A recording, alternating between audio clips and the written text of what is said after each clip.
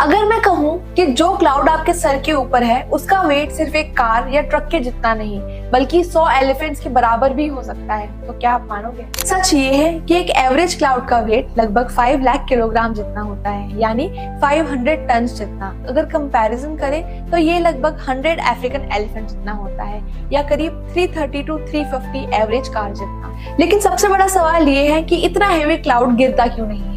क्योंकि क्लाउड कोई सॉलिड पानी का ब्लॉक नहीं है, क्योंकि उसके अंदर करोड्स में माइक्रोस्कोपिक वाटर ड्रॉपलेट हवा में बहुत दूर दूर तक फैली होती है, और नीचे से उठने वाली warm air current in droplets को कंटिन्यूअसली सपोर्ट करती रहती है। और जब ये एक साथ जुड़ के ज्यादा हैवी हो जाते हैं तब बारिश शुरू होती है। सोचो, हर बार जब आप आसमान में देख रहे होते हो तो आपके ऊपर क्वाइटली 500 टन का पानी तैर रहा होता है। नेचर का असली मैजिक उसकी ताकत में नहीं, उसके बैलेंस में है। क्या आपको ये फैक्ट पहले पता था? अगर नहीं तो कमेंट बॉक्स में अपनी राय जरूर बताएं। And for more videos follow and subscribe THF Origin।